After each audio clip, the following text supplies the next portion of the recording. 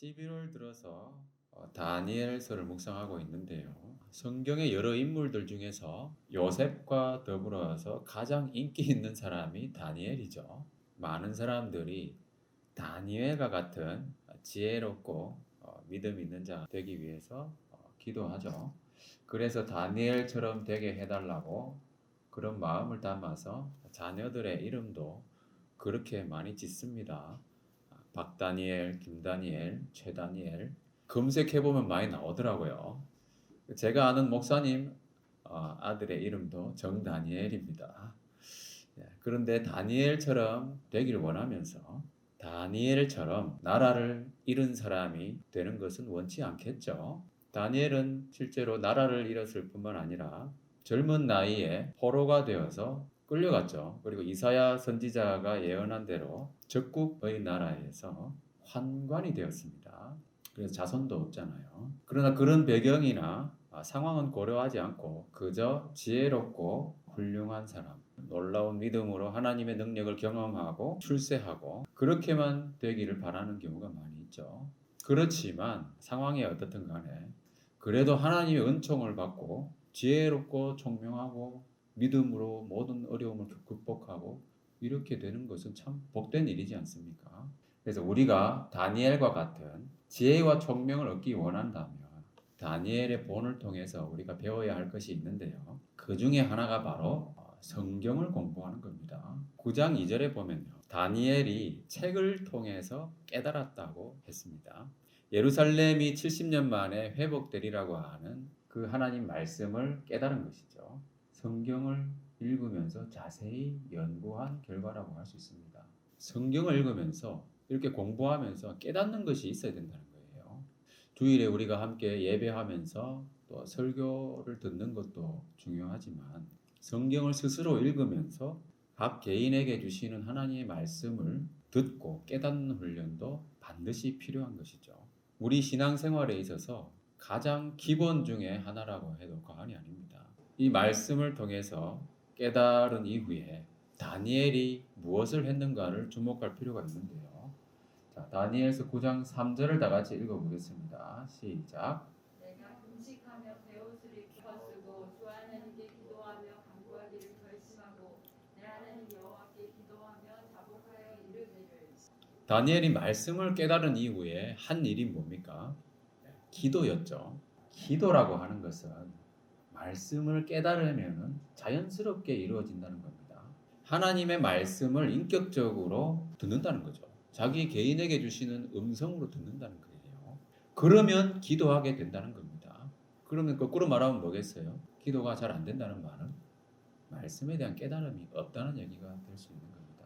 어느 장애가 있는 사람들을 보면은 뇌가 문제가 있거나 또는 구강에 문제가 있어서 말을 못하는 경우도 있지만 청각 장애가 있어서 소리를 들을 수가 없으면 말을 못하잖아요. 그게 어느 장애의 원인 중에 하나죠. 영적으로도 마찬가지입니다. 하나님 말씀을 인격적으로 듣지 못하면 하나님께 말을 제대로 할 수가 없어요. 기도가 잘 되지 않는다는 얘기입니다. 왜냐하면 기도라고 하는 것은 하나님과의 인격적인 교제이기 때문이죠. 하늘의 음성을 듣는데 기도하지 않겠습니까? 그 당연한 거예요. 기도하게 된다는 거예요. 그렇게 말씀을 깨닫고 기도하면 또 어떻게 되는가? 오늘 본문의 21절을 보면 가브리엘이 날아왔죠. 그리고 하는 말이 뭐냐 하면 지혜와 총명을 준다고 합니다. 이것이 바로 지혜와 총명을 얻게 되는 메커니즘이죠. 성경을 연구하여 말씀을 깨달으면 기도하게 되고요. 그 응답으로서 또 지혜와 총명을 얻게 되는 거예요. 그러면 우리의 관심을 무엇에 우선적으로 둬야 하는가 분명해지지 않습니까? 말씀과 상관없이 기도만 열심히 한다든가 또 단지 소원을 빌면서 이름을 짓는다고 지혜롭게 되는 것이 아니라는 겁니다. 다니엘처럼 되려면 다니엘처럼 책을 통해서 깨달아야 하는 거예요. 그러면 기도하게 되고 지혜와 총명도 얻게 되고 하나님과의 관계도 발전하게 되고 우리의 신앙도 성장하게 되는 것이죠. 골로새서 1장 6절 말씀 다 같이 읽어보겠습니다. 시작. 이 복음이 이미 너희에게 이르되 너희가 듣고 참으로 하나님의 은혜를 깨달은 날부터 너희 중에서 같이 그와 좋은 천하에서도 열매를 맺어 자라는도다. 자, 하나님의 은혜를 깨달은 날부터 열매 맺어 자란다고 했습니다. 자, 신앙의 성장은 말씀과 기도라는 얘기 많이 들어보셨죠? 말씀을 깨달으면 기도하게 되는 거예요. 그러면 지혜와 총명도 얻고 믿음도 자라는 거예요. 그래서 우리 모두 다 말씀을 중요시 여기고 은혜의 말씀도 깨닫고 기도하게 되고 자라서 열매 맺는 생활 우리 모두 다 하게 되시기 바랍니다. 본문 23절에 보면요. 기도를 시작할 즈음에 명령이 내렸다고 되어 있습니다. 기도를 다 듣고 말씀하신 것이 아니라 기도를 시작할 즈음에 명령이 내렸다. 어떻습니까?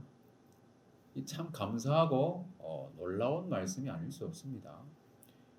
우리의 기도를 하나님이 과연 들어주실까? 하나님이 과연 나의 기도를 들어주실까? 이런 생각할 때가 있지 않습니까?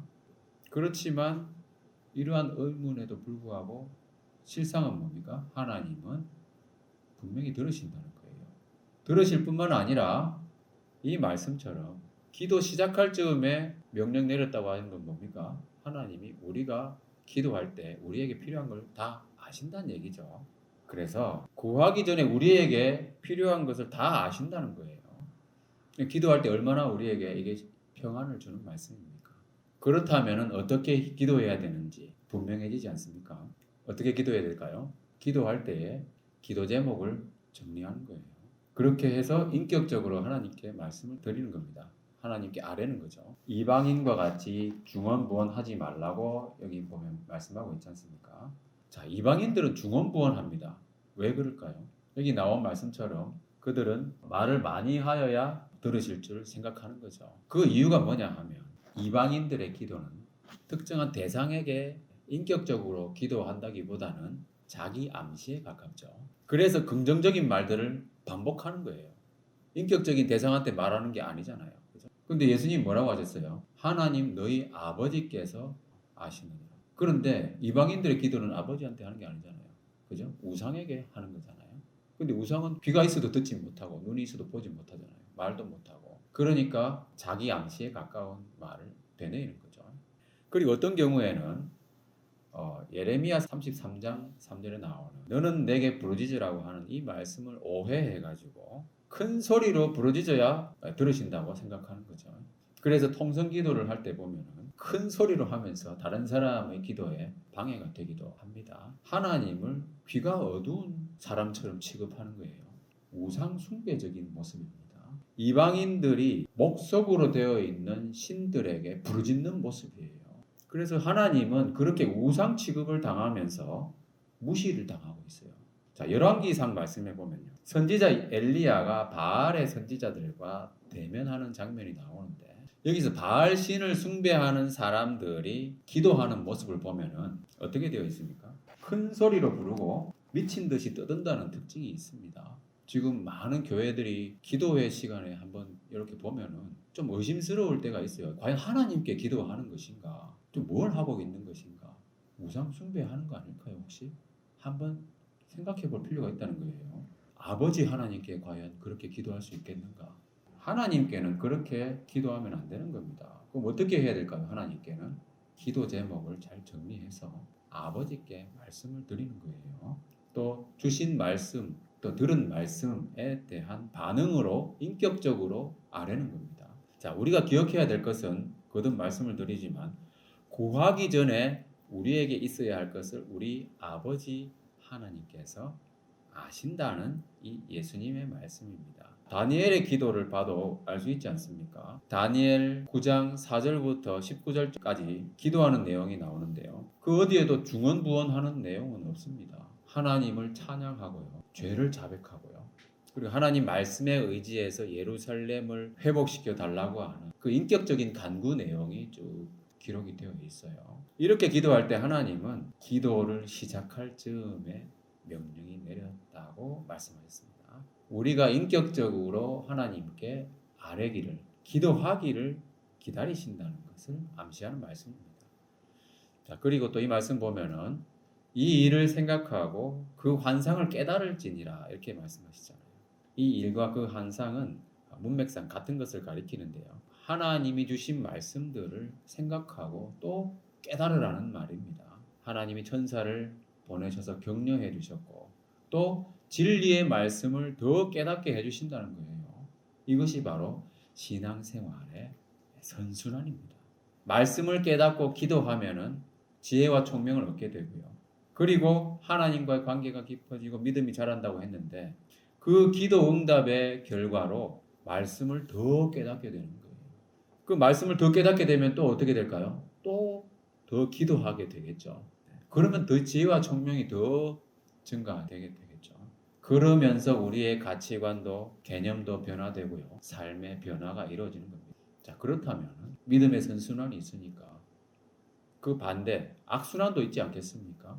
악순환은 믿음의 선순환과 대비해서 불신의 악순환이 되겠죠. 그러면 그 악순환의 출발점은 어딜까요? 이 선순환의 출발점이 바로 성경을 공부하는 거라고 했잖아요. 그러니까 악순환의 출발점도 바로 성경을 외면하는 거죠. 성경을 외면하면 하나님 말씀을 깨닫지 못하게 되고 말씀을 깨닫지 못하면 기도도 안 되고요. 또는 말씀과 상관없이 기도한다거나 하나님과의 관계도 멀어지고 믿음은 점점 더 퇴보하게 될 것이고요. 가치관과 개념과 삶의 모습은 세상 사람하고 똑같이 되는 거죠. 그렇게 되어서는 안 되겠다는 겁니다. 여기 계신 저와 여러분들은 항상 성경책을 가까이 하여 믿음의 선순환을 잘 이루는 그런 은혜가 있기를 바랍니다. 그렇게 말씀을 깨닫고 기도했던 다니엘에게 하나님은 지혜와 총명을 주실 뿐 아니라 또 24절부터 이어지는 70일에 대한 예언의 말씀도 주셨죠. 여기 나오는 70일에 대한 말씀은 성경의 예언 중에서 가장 핫한 부분이라고 할 수 있습니다. 그리고 이 부분은요, 동시에 논란이 아주 많은 말씀들이기도 합니다. 자, 다니엘서 9장 24절 다 같이 읽어보겠습니다. 시작. 네 백성과 네 거룩한 성 자, 우선 이 말씀은요, 그리스도의 구속 사역이 예언되어 있는 분명한 말씀이잖아요. 여기서 거룩한 성은 예루살렘을 가리키는 말씀이고요. 또 지극히 거룩한 이는 누굽니까? 예수님을 가리키는 것이 분명하죠. 그리고 중간에 나오는 말씀들도 보면 허물이 그치며 죄가 끝나고 죄악이 용서되고 영원한 의가 드러나고 환상과 예언이 응한다. 복음의 핵심적인 내용들이죠. 복음의 참된 의미를 증언하고 있습니다. 그런데 잘 보면은 그동안 유대인들이 바라왔던 그런 하나님의 나라, 뭡니까? 신정국가잖아요. 또 정치적인 메시아를 바라고. 근데 그것과는 사뭇 다른 내용이잖아요. 근데 구약 성경에서도 하나님께서는 이렇게 분명하게 복음의 메시지로 하나님 나라가 어떤 나라인지를 보여주셨다는 겁니다. 하나님이 이루실 나라는 세상 나라와는 다른 것이고 죄로부터 완전한 구원이 이루어지고 또 영원한 의가 있는 그런 나라라고 하는 것을 하나님이 분명히 말씀하고 있습니다. 자, 영원한 의가 있는 나라, 과연 어떤 나라야? 어떤 곳일까요? 베드로후서 3장 13절에 보면은 우리는 그의 약속대로 의가 있는 곳인 새 하늘과 새 땅을 바라보도다. 새 하늘과 새 땅이죠. 이 땅의 나라에서는 정의와 공의를 찾기가 어렵지 않습니까? 오히려 불의와 또 위선과 시기와 거짓이 난무하고요. 어느 정당이 정권을 잡더라도 마찬가지잖아요. 기대할 것이 없어요. 서로 일치를 보려고 하기보다는 다툼과 분열이 있기 마련입니다. 우리 사회를 보면은 문제는 계속 쌓입니다. 그렇게. 그런데 그 모든 문제에 답이 없다는 거예요. 답이 없으니까 어떻게 됩니까? 답답한 거죠. 그리고 점점 더 피곤해지잖아요. 왜 그럴까요? 근본적인 문제가 해결되지 않은 상태에서 또 지역적인 문제, 또 피상적인 문제에만 다들 매달리기 때문에 그런 거예요. 그것이 바로 답답한 악순환이죠. 허물이 그치며 죄가 끝나고 죄악이 용서되고 영원한 의가 드러나며 그랬습니다. 실제로 이렇게 되어야 해결이 되는 거예요. 근본적인 문제잖아요. 이것은 근데 이 땅에서는 불가능하죠. 오직 새 하늘과 새 땅에서만 가능한 겁니다. 그리고 우리가 이 땅에서 이 하나님 나라를 누리는 방법, 오직 교회를 통해서 가능한 거예요.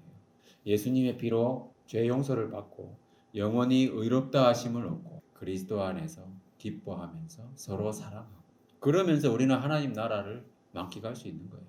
내가 진정 용서받았다고 하는 것을 깨달으면 다른 사람을 용서할 수 있잖아요.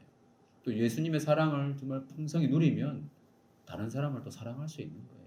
그리고 그리스도 안에서 하나가 될 수 있는 거죠. 성경적인 교회, 그리고 복음의 말씀 중심의 교회를 통해서 그런 하나님 나라를 우리가 경험하고 누리게 된다는 겁니다. 우리 나플러스 교회의 비전도 바로 그겁니다. 그리스도께서 친히 머리가 되셔서 다스리는 교회, 성경적인 교회, 하나님 나라를 이루는 것이 바로 우리의 비전이죠. 그리고 궁극적으로는 역사의 마지막 때에 이루실 그 새 하늘과 새 땅을 소망하면서 사는 것이죠. 다니엘은 기도 응답의 결과로 이 놀라운 약속의 말씀, 예언의 말씀을 받게 된 겁니다. 포로가 된 상태에서도 바벨론 왕을 섬기면서도 영원한 의가 있는 하나님 나라를 소망하면서 벅찬 감격으로 살지 않았겠습니까? 그리고 다니엘은 이 예언의 말씀들을 기록함으로써 이 메시아에 대한 매우 강력한 증거를 남겨두었죠. 구약 성경에 기록되어 있는 복음의 핵심적인 내용들. 그래서 이 복음의 메시지를 선명하게 기록하면서 전하는 것, 이것이 또한 믿음의 선순환의 모습이라고 할 수 있습니다. 다니엘의 기도 응답으로 얻게 된 복음의 말씀이잖아요. 자, 말씀을 깨닫게 되면은 기도할 뿐만 아니라 자연스럽게 결국은 복음의 말씀을 전하는 전도도 하게 된다는 겁니다. 진리의 말씀을 깨달으면 당연하게 이루어지는 자연스러운 결과죠. 지난주에도 말씀을 드렸지만 다니엘은 사자굴 사건을 경험하면서 하나님의 그 놀라운 구원을 자기가 체험했잖아요. 그러면서 자기가 경험한 하나님을 나누기도 하고 간증 형식으로, 그리고 그것을 기록함으로써 그죠? 복음서 뒷부분에 예수님의 고난과 죽으심과 부활을 이야기한 그 메시지처럼 복음의 말씀을 예표하는 그런 기록을 남긴 거잖아요. 그런데 오늘의 말씀을 보면 어떻습니까? 그리스도의 구속 사역의 의미를 설명하고 있는, 이건 복음서가 아니라 바울서 신을 보는 것 같지 않습니까? 바울서 신을 요약한 것 같은 그런 느낌이잖아요. 참 놀라운 말씀입니다. 그죠? 다니엘서를 보면 복음서도 보이고 서신서도 보이는 거예요. 자, 그리고 이런 이래라고 하는 의미, 참 핫한 부분인데요. 이런 이래는 뭐냐 하면 70 곱하기 7이잖아요. 이래가 7이니까. 그래서 490일을 말하는 겁니다. 그런데 성경을 해석할 때는 보통 민수기에 나온 말씀처럼 하루를 1년으로 쳐서 계산하는 방식을 적용을 합니다. 그래서 통상 490년으로 해석을 하고요. 7일에가 먼저 나오고 그 다음에 62일에, 그 다음에 마지막 한 일에가 나오거든요. 이 해석에는 여러 가지 의견이 있습니다. 암시적으로 기록된 말씀이다 보니까. 자, 근데 여러 가지 의견이 그렇게 나뉘는 이유 중에 하나는 뭐냐면 성경에 연대기적으로 오류가 있기 때문에 발생하는 그런 이유가 있을 수 있고요. 그 다음에 번역상의 오류 때문에 발생하는 문제도 있습니다. 또 신학적인 관점의 차이 때문에 의견이 분분하게 되는 그런 문제가 있을 수 있고요. 그리고 극단적인 해석 중에 하나는요. 27절에 나오는 마지막 한 일회를 7년 대환란으로 보기도 한다는 겁니다. 이것도 전통적인 해석 중에 하나이지만 좀 무리한 해석이에요. 조심할 필요가 있습니다. 마지막 한 일회가 7년 대환란이다, 이렇게 단정적으로 이야기할 수가 없어요. 그런데 이제 최근에 과학적인 성경 연대기를 기준으로 정리한 해석이 있습니다. 그래서 그것을 제가 잠깐 소개를 드리려고 하는데요. 우선 알아야 할 것이 뭐냐 하면 24절, 25절, 26절에 각각 기름 부음 받은 자라는 말이 나오는데요. 기름 부음 받은 자는 메시아죠. 그런데 이 해석에 있어서 중요한 것은 뭐냐 하면요. 여기 나오는 메시아가 서로 다른 사람입니다. 이것이 아주 중요한 포인트예요. 서로 다른 사람이라고 하는 사실, 이거를 여러분 꼭 기억하시기 바랍니다. 그 전통적인 해석에서는 모두 예수님으로 보고 있어요. 많은 경우에 그렇습니다. 그러다 보니까 무리한 해석이 뒤따르는 거예요. 자, 메시아의 의미가 뭡니까? 기름 부음 받은 자. 그죠? 근데 기름 붓는 대상은 누구죠? 기름을 붓는 대상은 왕이 될 수도 있고요. 제사장이 될 수도 있고 또는 선지자가 될 수 있는 거예요. 이 세 가지 역할을 다 동시에 하신 분이 예수님이기도 하잖아요. 그래서 그렇게 해석하기도 하는데 실제로 기름을 붓지 아니하였다고 할지라도 하나님이 임명하여 보내신 사람을 기름 부었다라고 표현하기도 합니다. 메시아라고 표현하기도 한다는 거예요. 예를 들면은 이사야 45장 1절에 보면 기름 부음을 받은 고레스라는 표현이 나옵니다. 근데 이 표현이 원문에는 메시아 고레스라고 되어 있어요. 기름 부음 받았다는 표현이 메시아니까요. 자, 페르시아 왕 고레스가 메시아라는 겁니다. 그렇게 메시아를 표현한다는 거예요. 그래서 24절부터 요점을 간단히 제가 말씀을 드리면 24절에 나오는 기름 부음 받은 자. 근데 여기 보면은 지극히 거룩한 이라고 되어 있잖아요. 누구겠습니까? 이분은 분명히 예수님이 맞습니다. 그리고 앞부분에는 복음의 메시지가 나오잖아요. 그래서 24절에 나오는 말씀은 71의 예언의 서론에 해당되는 복음의 내용을 요약해서 제시한 겁니다. 자, 그래서 25절에 나오는 기름 부음 받은 자, 곧 왕이라고 되어 있잖아요. 이건 누구냐 하면은 누굴까요? 여러분들이 아실 만한 분인데 느헤미야 총독입니다. 여기 중요한 단서가 뭐냐 하면 일곱 이레와 성이 중건되어 광장과 거리가 세워진다는 말씀입니다. 일곱 이레면 몇 년이죠? 일곱 이레 하면은 49년이죠. 그리고 예루살렘을 중건하라고 하는 고레스 칙령은 BC 551년에 반포가 되었습니다. 이것도 연대기적으로 논란이 있는데 과학적으로 정리한 연대기에 의하면 BC 551년이 맞다고 봅니다. 그래서 여기서 49를 빼면요. 예루살렘 재건이 49년 후에 느헤미야가 와서 예루살렘을 재건하는 거죠. 그리고 26절을 보면요. 여기는 기름 부음 받은 자가 끊어져 없어진다. 이거를 사람들이 예수님의 십자가에서 달려 죽으신다. 이렇게 많이 생각을 하는데 그게 아니고요. 예순두 이래 후에 예순두 이래라고 하면 434년이거든요. 그러면 고레스 칙령 그리고 느헤미야 그 이후에 BC 68년입니다. 이때 무슨 일이 있었냐 하면은 대제사장으로 있던 힐카누스 2세라고 하는 사람이 권력 다툼으로 인해서 자기 동생한테 밀려나는 그 사건이 있는 거예요. 그래서 대제사장이 폐위가 되는 초유의 사태가 벌어지는 거죠. 그 일이 있고 난 이후에 이 유대민족의 이 권력 다툼을 해결하기 위해서 한 왕의 백성이 오는데요. 그 사람이 바로 누구냐 하면 로마 장군 폼페이입니다. 그래서 그 사람이 중재를 하면서 여러 가지 언약을 맺는 거죠. 한 1회 동안의 언약, 7년간의 언약을 맺었다고 되어 있는데 그 1회의 절반쯤에 아리스토블루스라고 하는 사람이 배신을 합니다. 그래서 이 폼페이가 그 1회의 절반쯤에 예루살렘을 점령을 해버리는 거죠.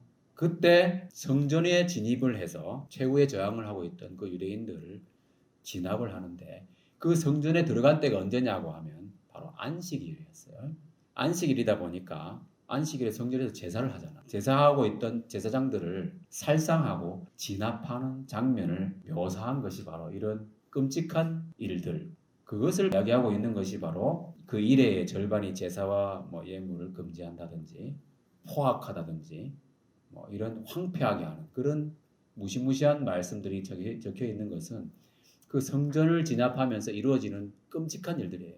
제사장들이 폼페이 장군이 군대를 끌고 왔는데도 불구하고 제사를 멈추지 않는 거예요. 그러니까 제물을 들고 가는 제사장들의 팔을 잘라버리는 거예요. 다리도 잘라버리고.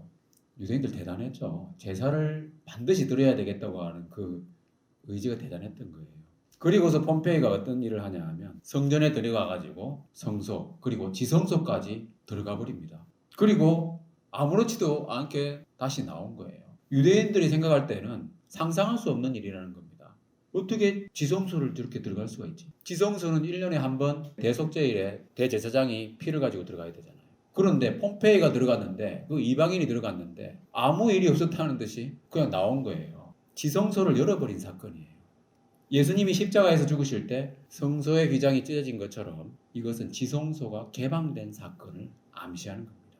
그래서 이 폼페이는 70일에가 끝나는 BC 61년에는 로마로 돌아가서 성대한 개선식을 거행했죠. 자, 이 일련의 사건이 뭐냐 하면 이 70일회를 통해서 주신 메시지가 뭐냐 하면 이것이 바로 예수님의 구속 사역을 예표하는 말씀이라는 겁니다. 제사를 없애는 거예요. 그죠? 제사 없어졌잖아요, 지금. 그리고 지성소가 개방됐어요. 성소의 휘장이 찢어진 것처럼. 근데 이제 일부 교리에서는 이 마지막 한 일회를 저 멀리 따로 떼어놓고 7년 대환란이라고 주장을 하는데 그것은 결코 아니라는 말씀을 드리고요. 그리고 7년 대환란이라고 하는 이 자체도 논란이 있는 주제입니다. 과연 7년 대환란이 있는가? 천년 왕국도 마찬가지잖아요. 그 천년이 무엇을 의미하는가? 요한계시록에만 나오는 그 천년 왕국이잖아요. 그것도 다 논란이 있는 부분이기 때문에 그것도 그때 가서 제가 말씀드리기로 하고요. 하여튼 7년 대환란이 아니라 이 70일의 예언은 연대기를 정리하고 나면은 정확하게 그 해당되는 일회 이후에 그 사건들이 있었습니다. 느헤미야 총독이 왔고 대제사장이 끊어졌고요. 폼페이가 들어와서 무자비하게 성전 진압을 했고요. 지성소를 들어갔다 나갔다 했다는 거예요. 말씀을 마무리하겠습니다. 자, 순환이 참 중요하잖아요. 우리 몸의 건강을 위해서도 혈액순환이 잘 돼야 되고 대기도 바람이 적당히 잘 불면서 이렇게 대류현상, 순환이 잘 일어나야 사늘기 좋은 그런 공기를 우리가 마시잖아요. 사회나 경제도 인력이나 자금의 순환이 잘 이루어져야 선순환되어야 합니다. 막혀서는 문제가 되는 거예요. 우리의 신앙생활도 선순환이 되어야 됩니다. 신앙생활의 선순환 출발점은 바로 성경책입니다. 다니엘이 책을 통해서 하나님 말씀을 깨달은 것처럼 책이 시작이에요. 깨달으면 기도하게 됩니다.